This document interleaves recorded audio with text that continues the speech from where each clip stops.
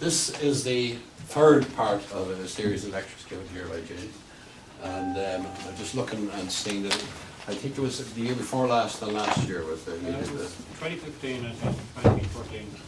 All right, so 2012 or 2013 and yeah, 2015. that far back, yeah. Yeah. Okay, so this is the final one, and James informs me that he's going to move on to the criminal side of things, as opposed to the War of Independence. They're good stories. A good story. You know. Always a good story. Yeah. James. Right, good evening, ladies and gentlemen. This is the third and final part of it. Scannelll typed up a nicely. It'll be going to Tom for the journal, so he needn't worry, it's not going anywhere else. The advantage, of course, is when you're typing it, you can put in a lot more finer detail than you can in the talk, because you can spend a whole night on some of the individual cases. We're into the third part, and for anybody's interested, the first two parts are covered in past issues of the journal. So they're there, if anybody wants to get them, you can order copies of the journal, you get these two parts. So we're going on to the final aspect now of the casualties, 1920-21. The first thing, we've talked about bullets in the past, but I found this illustration recently, and it just gives you an idea. That's the sort of standard type lead revolver bullet, pure lead, which a lot of revolver bullets were made of.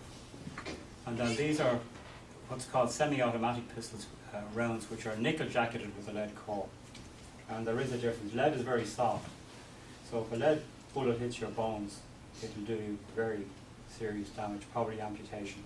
And if you look at the American Civil War, you'll find that the amount of soldiers that were hit by the Minay bullet, which was made of lead, it invariably led to amputation, or a fierce number of amputation as a result. Because lead will mushroom when it hits something hard. You know, it's very soft. The nickel jacket ones will go through you. They still do damage, but they won't be as devastating. So just to give you an idea of what they look like, you can see they're not quite big, only about 2 centimetres. The revolver bullet is slightly bigger, about 2.5 centimetres long, about 1 inch long. Now, one of the problems they had during the War of Independence is that not all rounds are the same.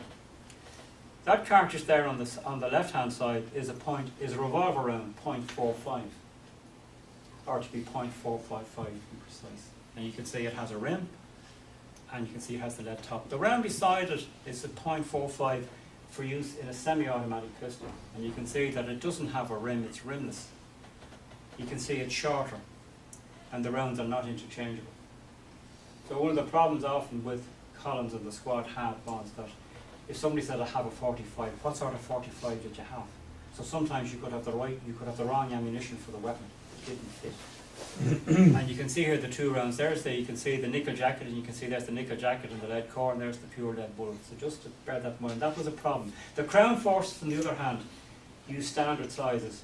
Their machine guns, their rifles use .303, and their service ammunition was .38 or .45, and that was it.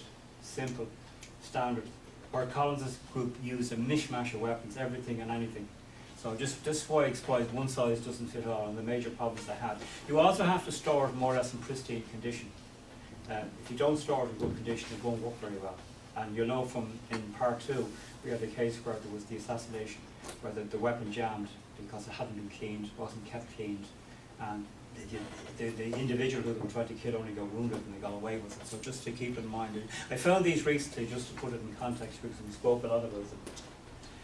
This gentleman here, we spoke with the last talk about Second Commissioner Redmond. That's a picture I suddenly found of Redmond. There are very few pictures of Redmond around. And he's actually buried, of all places, Mount Jerome Cemetery. When you read the funeral notices, it doesn't say where he's buried, but he's actually buried in Mount Jerome. So that's our friend, the second. He was the highest ranking DMP man to be killed during the War of Independence. And he came, of course, he was an ex-RIC man, came to Dublin. And he was taken out less than a month after he was in Dublin. Curfew. This had a major impact. In the past we talked about the daylight assassinations that the squad carried out. Curfew came in on February the 23rd. It's actually the 23rd. And you lose the caption wrong. You look at this so many times. It's the 23rd. And it originally was from midnight to 5 a.m. And the curfew operated from then up until literally the 11th of July the 11th, 1921. And the curfew hours varied. The longest spell of curfew was from March the 21st, 1921 to April the 2nd, when it was enforced from 8 p.m. to 5 a.m. in the morning, and you couldn't be on the streets. And the army patrolled the streets in rubber-soled boots. So they put away their hobnail boots, and you had the army, you had the auxiliaries, the Black and Tans, and the DMP all patrolling the streets. And if you were out afterwards, like you ran the risk of being shot, you had no business being out at night. Simple as that. And the curfew varied. It caused great havoc for taximen, busmen, shows, everything like that, because you had to be away, up and away. And if you arrived in a railway station, say at midnight, when the curfew started, you stayed in the station for the night. That was it. You didn't go out. You could not be on the streets. And if you had a motor vehicle during the day, you sometimes had to get a permit to move around the place. So the whole thing was very controlled as regards that. Now, the last time I was down here, I spoke about John Charles Byrne, aka Jack Jameson, who was the secret agent that got very close to Michael Collins. Unfortunately, Revent, when he was berating the G Division about they couldn't catch Collins, reminded them that he had got a man very near to him. Now, they got that word of the wind of the word. Now, Slattery had suspicions about him all along, so what they did with poor old Burnsy was they gave him some information, and sure enough, the authorities acted that information, so it showed that he was in fact a secret agent, and he was taken out by Collins and his squad. Now, the date I gave in the last presentation said it was April the 2nd. In fact, it's March the 2nd was the correct date. He was killed in Ballymun.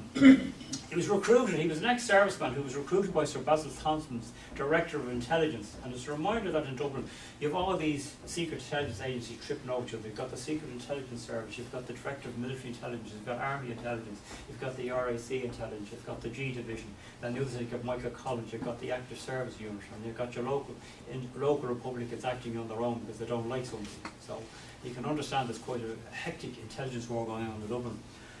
Jameson, his first role in England was a provocateur. They were obsessed about Bolshevism, and it's believed that Alan Bell, the judge who went looking for Collins' money, was his handler while in Dublin. Now, he's on the 2nd of March, as I say, he was taken out to Ballymun and shot, and then they went back to his hotel in the Granville Hotel in Sackville Street, and they found that he had incriminating documents. And when his body was discovered then, it was brought to the Mater Hospital. And it lay there in mystery, nobody claimed it, and it stayed there until March the 6th. His wife came over and identified it. Now we have another cutting there, giving you the identity of it.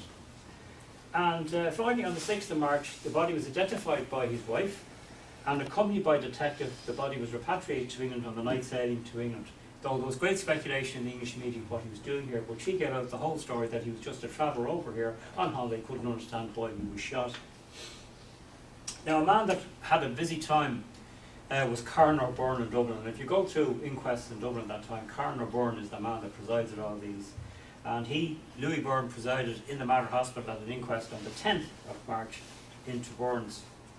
First man that had up was a man called Timothy O'Mahony, the hall porter from the hotel, and he said that he'd been staying temporarily, left the hotel at 4 a.m. on the day in question, and cross-examined, he said that he didn't know the deceased Christian name, and he'd only entered his surname, Jameson, in the hotel register, and that was it. So it's just knew him as Jameson, and that was it.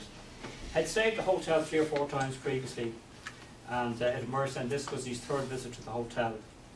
But the hall porter did say that at Christmas he had said to him at one time that he had been in the British Army.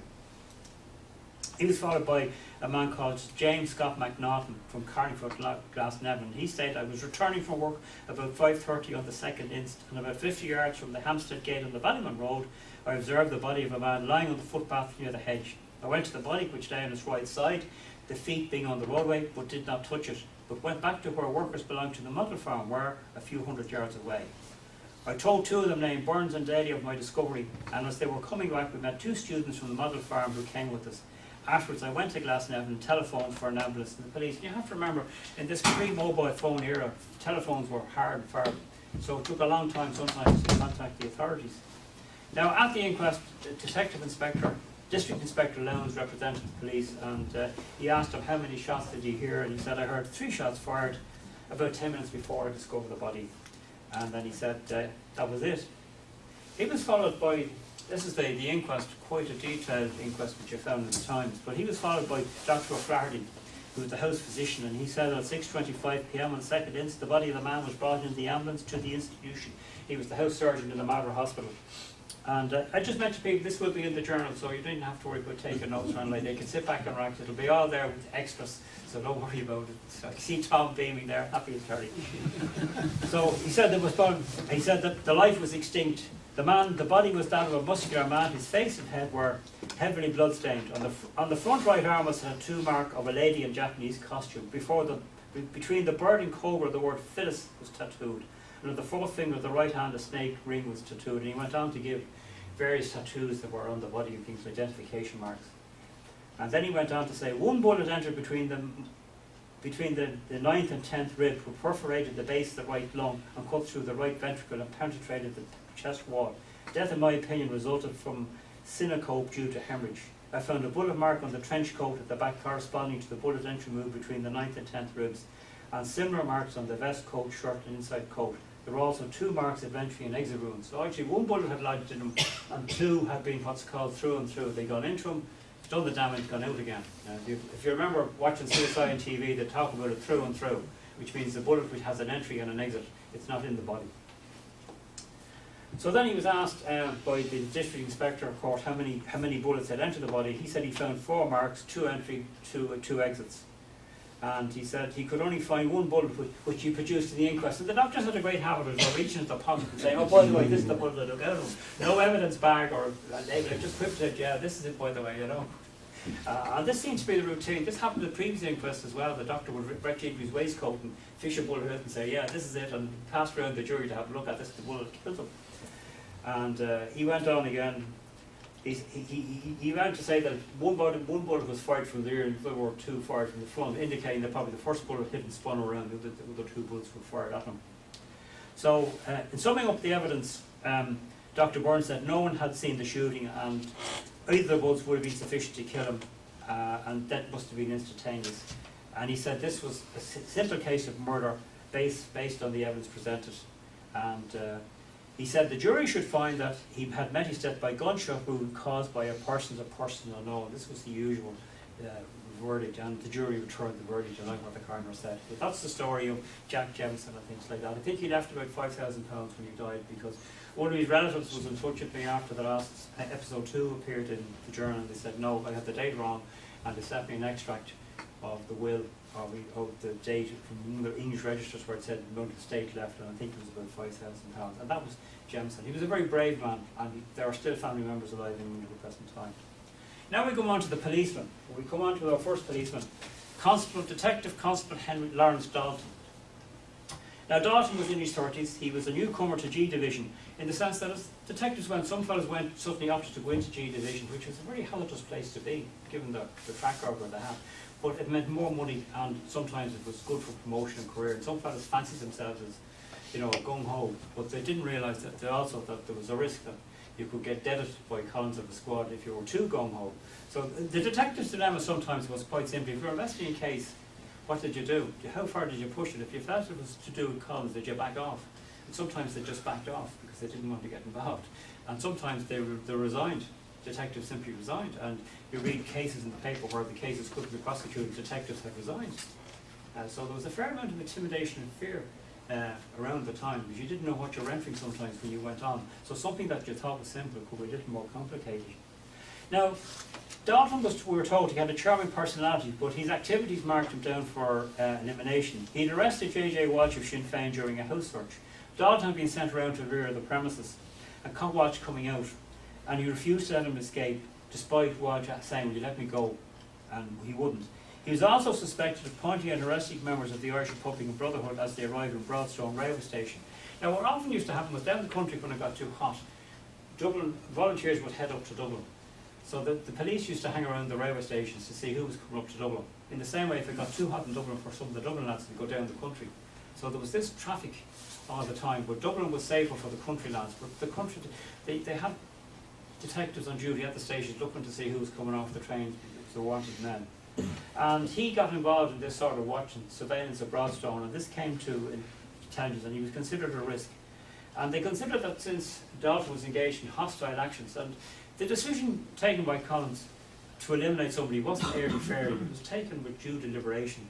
I mean, if you look at Bloody Sunday, they had 40 names on the list to take out, and they eventually whittled it down to about 20, because they had to be absolutely sure who they were taking out and why they were taking them out. So it was very selective. Now, remarkably, Dalton had no experience as a detective. He'd been an ordinary beat copper, and he just transferred into G Division because he reckoned probably was going to be better for him. So on the 20th of April, he's heading up to Broadstone Station with where MacDonald, Keogh and Jim Slattery were assigned to take him out. And Byrne and Joe Dolan had the job of cover party. The cover party, as I mentioned before, was to make sure nobody interfered with the operation. The other three guys were the hitmen. That was their job. So we go up here, hope that's right. There's a place up here called Wellington Street. It's up near Broadstone. It's up there. Little square up there. And this is where it happened. So about 12:30, Dawson is seen walking up towards Broadstone Station with Detective Constable Robert Spencer to meet the 1:10 p.m. train arriving from the west. It's a wet day, and as the duo passed St Mary's Church, they came under fire. Spencer ran towards Dorset Street, while Dalton headed towards the railway station, followed by two of the elimination group who brought him down a Mountjoy Street with a leg shot, as it was believed he was wearing a steel vest. Now, you remember the last time we showed you that steel vest the guys were wearing. There's one up in the National Museum, which they thought were bulletproof. As somebody said, yeah, it may be bulletproof, your head isn't bulletproof. And even the snipers that operate in Afghanistan, Iraq and things like that, all the fellas can put on bloody armour, but they go for the headshot, because your head isn't armour. Simple as that. And it said that "let me alone" were his final words as his assailant shot him 3 times at close range, inflicting mortal wounds. So you came back to run up, bang, bang, bang, and your man falls down to the ground. And there we have Detective Death in Dublin. And a crowd gathered around the dying Dalton, and an ambulance arrived at 1 p.m, which brought him to the Mater Hospital, where he died from the effect of his wounds 2 hours later after admission. He'd been shot twice in both legs and once in the right thigh and pelvis. And while waiting for an ambulance, a priest from the nearby St Mary's Church ministered to him. Now, we have a few eyewitnesses, and I always like to put in the eyewitnesses because they give you, these are the ordinary people in the street that we forget about. So sometimes they're named, sometimes they're not named. For instance, we have a Midland Great West Railway employee called Patrick Dillon. Now, he's unnamed in the papers, but at the inquest, he's named. And the testimony he gives at the inquest is the same as the newspaper, so we know we're talking about the same person. He was working in the audit department across the road. And he said, "When I heard the first shot, I thought it was a bicycle tire bursting or a slap bang. These are the little caps you throw on the ground. You know, with Halloween kids make a bang." But immediately afterwards, I heard another shot followed by several more. Then someone shouted, "Oh my God, they're after shooting a man." I went at once to the window and saw a man lying in his back with the priest in attendance and a crowd gathered round him. The priest removed his hat and knelt down while a number of women who were standing were praying. I left the office and crossed over to the wounded man who was bleeding a good lead from his legs. A number of young men were standing around keeping the crowd back, and a woman was opening the man's collar. I returned to the office and telephoned for the ambulance. The priest, in actual fact, was Father A. O'Neill from St. Saviour's Church, and he said, "I was outside the presbytery when I heard a noise which I didn't pay much attention to. Then I saw people running up the street, while proceeding in the same direction, a young fellow came over to me and said, 'Father, come up here, there's a man being shot.' I went over to where the crowd had gathered, got through it and stooped down to the injured man who was conscious and was quite able to speak. I administered the sacrament and returned to the presbytery." Other eyewitnesses that counted the media included one from a lovely young man in Fontenoy Street, said that when he heard what he thought was about 12 shots, and that when he came upon the scene he saw a man lying in the street. I went once to Dominic Street for a priest. I got once one of the Dominican fathers, and when he arrived another priest was there. When I first saw the man there were only a few people around. Some men and women were attending to the wounded man, but I saw no blood in his face. I could only get a glimpse of him through the crowd. I saw a woman holding up his head and another assisting, who were trying to lift the man up. I was away for about 10 minutes for the priest. When I arrived back, he was being taken away in a motor car to hospital. Just then, the fire brigade ambulance arrived. Now, the taxi, the actual fact, was provided Mr. Humphreys. He was employed in the Dorset garage of King's Lane off Dorset Street. And he said when he heard the shots, he ran out, saw the man lying in the street, went back to the garage, took out a car, went down to where the wounded man was. A policeman and members of the crowd lifted Dalton into the ambulance and they brought him to the Mater Hospital. A second unnamed witness said, I came across the scene immediately after I heard the shooting and helped to lift up the wounded man. He appeared to have a number of wounds about his legs for which blood was issuing profusely. I tried to tie a handkerchief around the wound in his leg, but the crowd began to surge around me and I could do no more. but the motor ambulance arrived soon afterwards. I heard someone ask him if he was a Catholic, to which he replied yes, and he was then asked to repeat an act of contrition, which he did. A third unnamed witness said, I was having my dinner when I heard a number of shots. I thought it was the ordinary slap bangs. Went to the door and saw a number of people running. I came out and followed them and saw the man lying in the centre of the street. The usual crowd was collecting. A number of people were shouting for a priest. A woman was holding up his head of the wounded man while two men were helping to lift him up. A priest arrived shortly afterwards and attended to him. I saw a woman taken into a house in Mountjoy Street who had been wounded in the leg. A taxi arrived and took the wounded man away. A woman, again unnamed, who lived in the vicinity said, when I saw the man lying in the street, I ran up to him and lifted up his head. I asked him if he was Catholic, and he said to me he was. I asked him to repeat an act of contrition, which he did. I remained with him until he was taken away. I heard about a woman being wounded in the leg, but didn't see her. Now, there's no mention in the news coverage about this poor woman that got shot in the leg by one of the wild shots. She's gone. We don't know what happened to her, how badly she was wounded, or what happened to her, but she sort of just vanishes. There's no follow-up as regards this poor old woman. She's just a name in history, but interesting that, you know, that she, at least we remember her anyway. And then, we'll cover that one. Then another lady said that she saw the woman lying in the hall of her house and there was a lot of blood on the floor, so she obviously badly wounded. And she fainted. My husband, who was with her, brought her around, and when he came out again, the woman had been taken away. So we don't know what happened to her. There's no mention of what hospital she was taken to. Now, Dalton was admitted to the Mater Hospital at around 1:15 p.m. He was operated upon immediately, but he died from the effects of his wounds around 3 p.m. And we should remember that in those days, like, if you wanted to get a bullet out from somebody, it was a case of poke and probe. And there were no antibiotics. And they probably, one of the things I forgot to mention with the bullet is that when you fire it out of a weapon, the bullet carries with it into the wound all the residue that's in the weapon, the gunpowder. And if it's been badly stored, the cleaning oil, everything else, that goes with the bullet into the wound. And these are times where there are no antibiotics, no penicillin. So often the wound might have been survivable, but you got an infection, and the infection finished you off. Or you got blood poisoning, things like that. Even if you went to the dentist and had a tooth pulled, you know, you ran the risk that you could get a blood infection and die afterwards, because, as I say, there's no penicillin, no antibiotics. So there was an element of hazard about it. Now, the following day then, our good friend again, Dr. Byrne, the coroner, a busy man, as I said, he presided at the inquest on Dalton. John Dalton from Ashgrove, Newcastle West, County Limerick, identified the brother as that of, identified the remains as that of his brother, 26-year-old Dalton. Now, the inquest was pretty clear in the sense that Dr. Purcell, the house surgeon, said when the deceased was brought into the hospital, he was bleeding profusely from the right groin and back and suffering from shock and hemorrhage. An operation was performed at once, with the bullet being removed from under the skin of the anterior abdominal wall. He was admitted at 1:30 p.m. and died at 3 p.m. And the outer part of the left leg below the ankle were two wounds, two lacerated wounds in the right leg, on the outer part of the right thigh and one on the right side of the lumbar region. So a couple of wounds anyway. And then he was asked, you know, how many wounds have struck him, and Dr. Purcell said that the deceased was struck in 5 places, with one of the bullets entering from behind. And one of the jurors said, would any of the bullets been fatal? And the doctor said that the 2 wounds that went into his abdomen would have been the fatal wounds. And then they brought in an interesting man, Constable Spencer. Now, we're just back again to the shooting scene again, as I say, we're up there. Constable Spencer is an interesting man because he's the constable with him.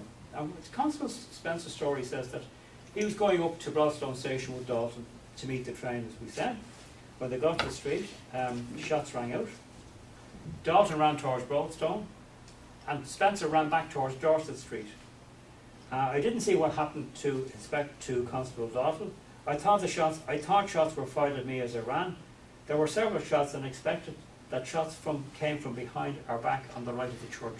I thought about 20 or 30 shots were fired. Well, in fact, it was only 3 or 4 fired, so I don't know. Asked by Mr. Wiley, who was representing the Crown, he said, did you see any of the people who were firing? And he said, no. Asked if any men were about the shooting took place, he replied, no. That meant, were there any men sort of lounging around the place, out of the ordinary? And he said, no. He was followed by William Kent, who said, in St. Mary's Place, I saw the deceased and another constable passing along, and at the end of the church, I saw 2 men running after the constables.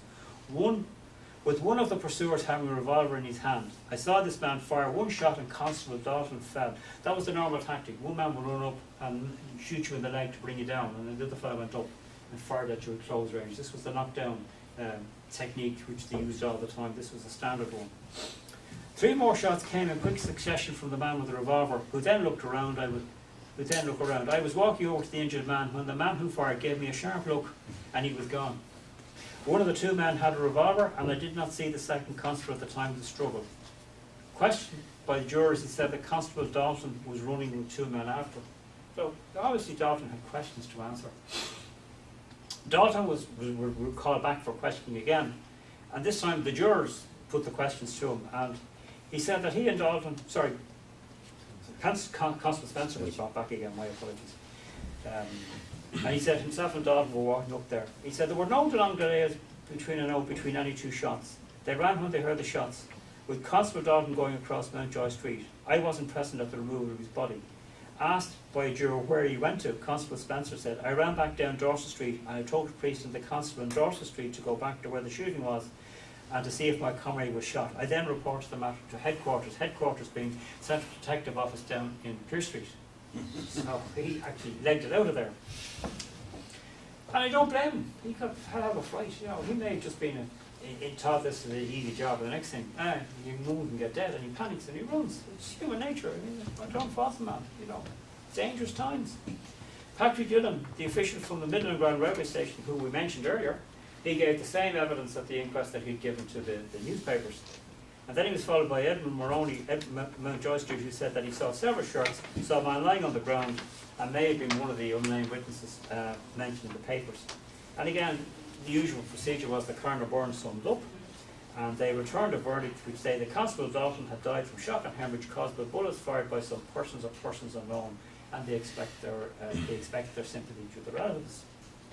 So the 22nd then, poor old Dalton was taken from Mount Argus Church after some high mass and taken on the 9:30 a.m. train to Newcastle County Limerick, where he's buried the following day. Now, we come to our friend Constable Robert Spencer. Spencer is in Jim Hurley's history of the Dublin Metropolitan Police. He's listed as wounded, but he's not mentioned in Abbott's police casualties. So it's hard to know whether he's wounded or not wounded, but they're contracting. Certainly, there's no mention at the inquest or in the accounts that he was wounded. So jury's out on that one. But he was born in 1896, and then he retired in pension in 1922 and died in 1926. So he's very much a mystery man, not a lot known about him, just quite quiet. Now we come to probably the unluckiest DMP man, Constable Michael McCarthy. Because ever a man was in the wrong place at the wrong time, there was poor old Constable McCarthy. Now you may remember in one of the earlier episodes we dealt with Constable Downing, who was shot up on High Street. An ordinary inoffensive beast copper, going about his business, could see some men gathered around the car, asked them what they're doing, and they whip out a pistol and shoot him. And he shot dead. For what reason we don't know, and nobody knows to this day. Was it an active service unit? Was it some criminals or what? We don't know. Poor McCarthy comes into the second thing. He was an ordinary constable based in, born in Clonakilty and had 5 years service at the time of his death. He was the only DMP man to be killed outside of Dublin during the War of Independence, and he was based in E Division in Donnybrook. So in April 1920 he goes down to Clonakilty down here in Cork, way down there, down to the family farm, and he's working on the farm. And on the 22nd of April he was attacked by 2 men and shot 6 times because he was police at a time when attacks on Crown forces were increasing as the intensity of the War of Independence increased. It's also fought with great ferocity in County Cork, and if you ever read, most of you might have read Dublin's Fighting Story, but there's also another one called Cork's Fighting Story or Cork's Rebel Fighting Story, and one finds that the intensity of the War of Independence down there, if we think Dublin was bad, County Cork was quite a bad place, and you know there's a lot of books written about ethnic cleansing, what went on in West Cork and things like that, and it only has to go up in History of Ireland and the letterbags of pages are full for weeks. It's already started in the current issue. You know there's a dispute over a book that was written in 2009 about how many people were killed in Cork and who they were and what their role was. Unfortunately for poor old Constable McCarthy, the previous Saturday the inquest jury in Cork had sat on the death of Michael McCurtain, Thomas McCurtain, the Lord Mayor, and they had returned a verdict that he would be shot willfully by the Crown Forces. So the tensions are pretty high in the place. So after being shot, he was brought all the way, believe it or not, to Cork Military Hospital, right across the country in Victoria Barracks, where he was treated for his injuries. But he died 2 days later from the effects of his wounds. So 2 days later, in Victoria Barracks in Cork, a different coroner this time, good Cork name, Coroner Murphy, what would you expect in Cork? He presided at the inquest there. Cornelius Crowley testified that after hearing gunshots, he looked out and saw 2 men following another man who fell, rose again, and ran a short distance until he fell. The 2 men then ran away, and he reported the incident to the deceased's house, who then went to obtain a priest and a doctor. Now he was working on a rural, just put up this rural image in there because it's hard to know what the type of land they had down there, working on there. He was followed by his sister, and she said, "My brother was spending a holiday at home and he was working in the field. On learning what had occurred, I found him lying on the ground, a short distance from the road. He was covered in blood, but he was able to speak. I asked him, 'What happened to you, Michael?' And he replied, 'Oh dear, I'm shot. 2 boys came into the field and shot me.' I asked him if he knew the boys, and he replied, 'No.' He said they fired 2 shots from the road, wounding him in the hand and leg, and then he made off, but they ran over the ditch to him. He jumped over a fence and they followed him, firing 2 more shots." Asked by the coroner if these shot him, Mrs. McCarthy said, "Yes." Continuing with the evidence, she said, "My brother told me that he heard the men saying to each other, 'Has he enough yet?' The last 2 shots struck him in the stomach, after which they went away. Shortly afterwards, people gathered, and when he had been anointed in the field, he was removed to the house and later to Cork. Asked by the coroner if her people knew the people in the district, she replied that he knew everybody there. Asked by District Inspector Connor if her brother gave her any description of what the men looked like, she said they were just labouring boys. Asked by the district if they told her if they told her that he had fired shots while he was on the ground, she replied yes, adding that he said that they fired the last one into his stomach while he was lying on the ground. After the coroner summing up, the jury retired to consider their verdict, which they returned as the deceased died on April 24th from shock and hemorrhage due to gunshot wounds willfully inflicted, and we find the culprits guilty of cruel and willful murder. I should mention, even in today's modern medicine, abdominal wounds, gunshot wounds, have to be done within 4 or 5 hours. It has to be done very quickly because there's great risk of getting various infections and things like that. It has to be done very promptly. And on a side note, I should mention that at the height of the Troubles, most British Army doctors actually did 6 months up in Belfast because they got first-hand experience of dealing with gunshot wounds, such was the level of violence in Northern Ireland, and it was the only place they could actually get practical experience on how to deal with gunshot wounds. And they used to do 3 to 6 months up there, just practical experience. So that was poor Alvin McCarthy. Now we come to Detective Sergeant Revel, and that's a picture there of Revel. He originally was in the RAC, and then he transferred to the DMP. He was born in Carlow Town, and he had 22 years service at the time of his death. He lived in Collins Street off Phipsborough Road, and he'd been kept under observation by Vinnie Byrne. And that's the place in Phipsborough where he was shot. There's a little, you can't get the X is where he was shot on the spot, and that's the house today as it was in Phipsborough, or it was recently anyway, on Phipsborough Road. So on the 6th of May, the squad took up position, and when he reached the Phipsborough Road junction, the 2 men assigned to shoot him stepped out into the roadway, opened fire, and then ran off in the direction of Crossguns Bridge.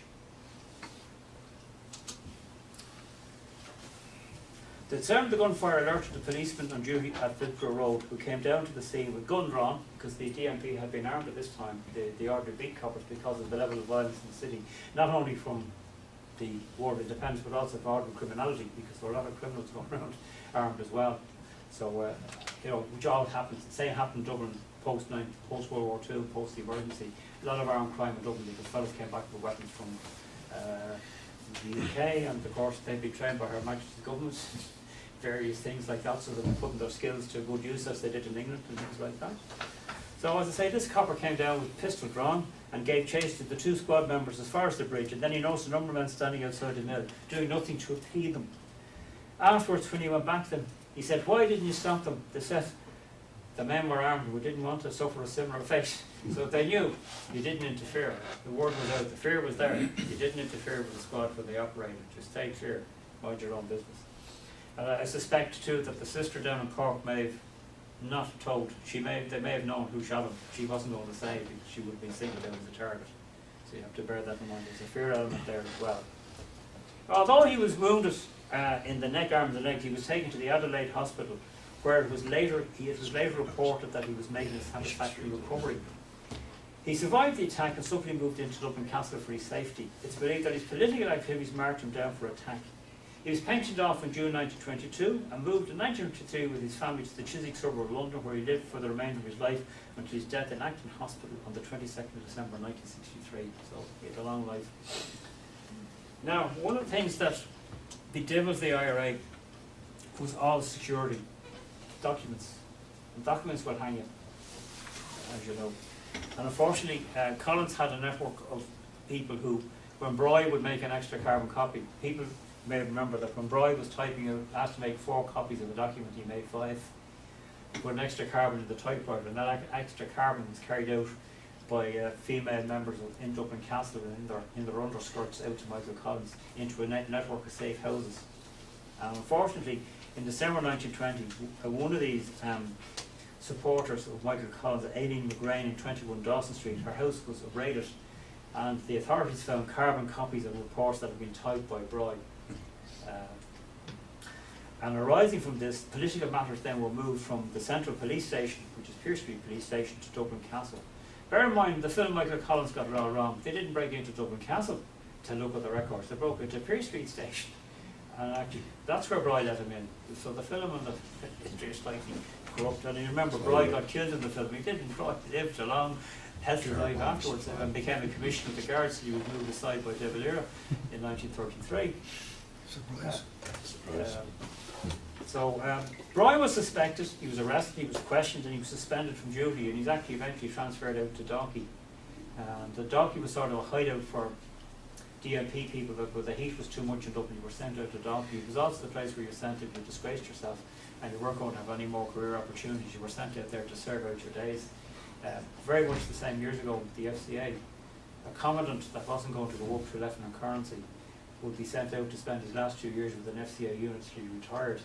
If he was going up the ranks, he'd be with us for 6 months and then he'd be gone as a lieutenant colonel to a 2U unit.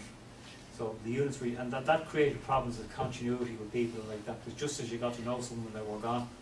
And it meant that sometimes the system was uneven, because one fellow would have one idea about doing, another fellow have another idea. Some fellows would be all gung-ho, another fellow would be some passing time to retire, so you couldn't care less what you did. You know? So, I just mention that. So, now, but again, Bry was lucky, because the chief investigating officer, Chief Inspector Supple, he took heed of what he was told by Collins discreetly, leave Bry alone. So Supple knew what had happened to other people who hadn't heeded the warning, so he left Bry alone, and nothing happened to Supple. Though McNamara was fired, and Nelligan still remained undetected as the spy in Dublin Castle. So he remained undercover, but his other contact, McNamara, was fired. We come now to the last character, Constable William Steadman. Again, interesting man, born in County Wexford in 1887. And he's the last of the DMP casualties during the War of Independence. And this is it, this is the scene here. If you know, we're looking up towards Mary Street, Church for Spike, and you know down here you have the church and then you've got the corner of Jervis Street, and that's where the incident happened there. It's just along down here. He was being employed as a courier and had got very dangerous too. You couldn't send radio messages and you couldn't send telephone messages because the people were listening in on the telephone, and radio wasn't a very sophisticated form of communication. So dispatch rider, as they still do in the government, you still see go around the government departments, the dispatch riders every day go around with their big satchels carrying things like that. And so he was on satchel duty, and while he was going down at the corner of Jervis Street on Mary Street, he was shot by 3 members, probably the Dublin Active Service unit. And they were trying to get the dispatches that he had with him coming from, I think they were coming from military authorities, and he was going to Dublin Castle. So he was carried into the nearby Jervis Street Hospital, which of course is long gone. and he was found to have sustained a bullet wound to the right shoulder and back and a slight wound to one foot. And then he was transferred to King George V Hospital, in the St. Bricken's Hospital as we know it today. And unfortunately he died there a week later from wounds on Wednesday the 27th. And he had the distinction to say the last casualty to be killed during the War of Independence. And interesting enough, at this stage, because there were problems with coroner's inquest, the military authorities had suspended them. So they just had a military inquiry. And so there was no inquest as such into his death. And he was buried in Escorty on the 28th of April the 28th for his burial. Now, one of the problems within the command of the organisation was that people felt that Collins was getting too big for his boots. And they felt that the active service unit, his squad was going to be his private army. And there was probably a bit of fear. People felt that maybe Collins was getting too big for his boots. He's got his private army, and we need to clip his wings. So the squad and the Dublin Active Service Unit were amalgamated into one unit, and a lot of them took part in the burning of the Customs House on the 25th of May 1921. Of course, that was a bit of a disaster because there was over 120 members of the organisation were captured in it, surrounded. Admittedly, they did destroy a lot of the records of the local government board and badly damaged the building. But it meant that Collins didn't have the same control over the squad that he previously had, because there were tensions, as you know, there were tensions with Calabrew and things like that. There were various tensions behind the scenes. So that more or less marked the end of the squad and the union. And of course, by the 11th of July, then truce comes in, so activities halt. Militarily behind the scenes, the IRA is trying to build itself up. Militarily, they were exhausted. And the British Army were about to mount a really massive big operation, and probably the IRA would not have been able to sustain any operations against them, because they were really going for the really knockout blow.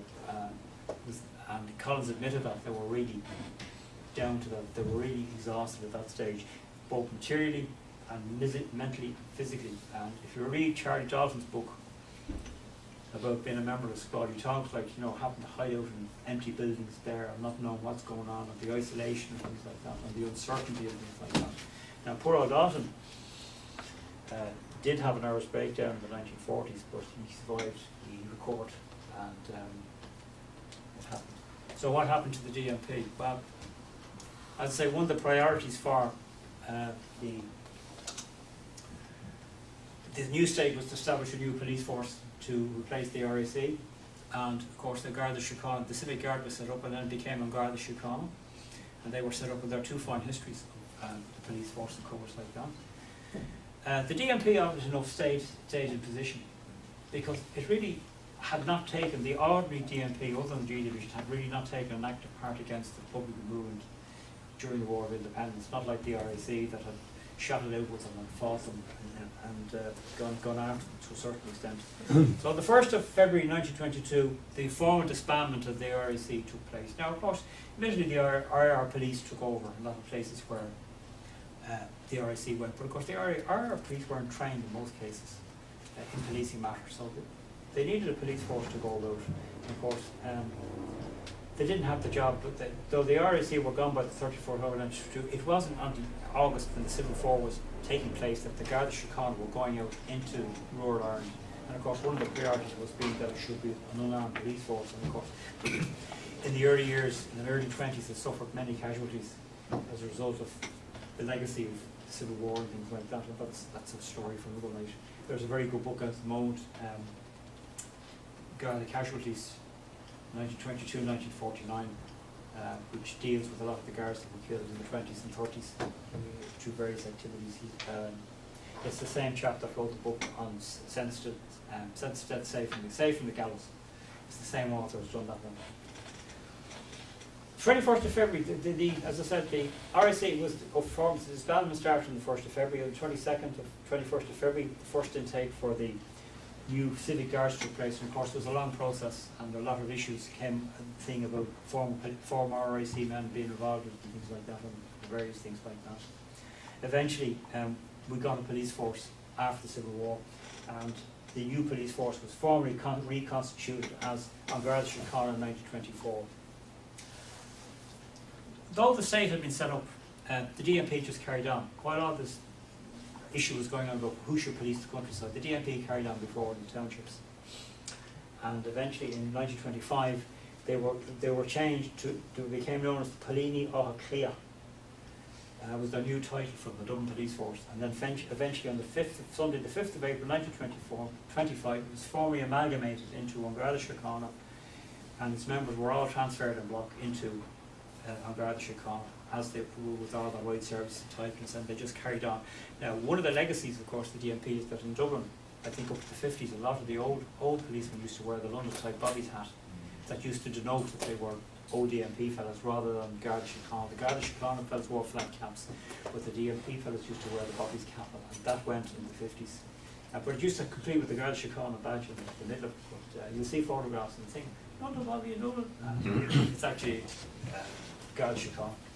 So that is the story of the DMP casualties, the third part. I should mention that there is a thing in Britain which is called the National Police Officers Roll of Honour.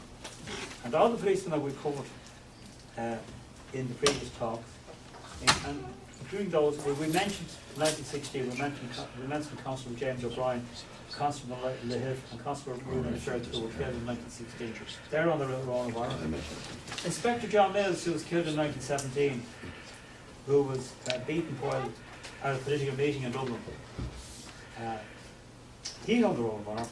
And then Detective Smith, who was a G Division, Daniel Hoey, G Division, Constable Uncle Bowling, Beat Copper, John Barton, G Division, Assistant Commissioner, Second Assistant Commissioner Forbes, Constable Walsh, again G Division, Henry Kelly, G Division, Lawrence Dalton, G Division, Michael McCarthy, Ordinary Uniform Policeman, Steadman, Policeman again. They're all on the list of honour. That list of honour goes from 1866 to 1922. And I hope at a later stage we'll come back and look at the pre-1916 police casualties, just because they were involved. One of them was involved trying to arrest a suspect armed with a gun. Another man was fatally wounded by a Fenian activist. Another man fatally wounded with a cleaver while trying to effect an arrest. And another man was killed by a Fenian activist. And of course most people will be familiar. One actually was blown up by dynamite outside the detective office in Dublin. So there are good stories there, obviously, for another night. And then of course the famous Constable Patrick Sheehan, who sacrificed his life trying to rescue men from the manhole there down in Dublin, there near the Rosie Hecker Memorial Bridge. And whose memorial now I think has been moved to one side of the street because it obstructed the Lewis going across the way, so they had to relocate it. That's probably one of the most famous ones. So they're on the run. So that's the story of the police casualties. We'll cover them all, so thank you very much indeed. Thank you very much, James. Very, very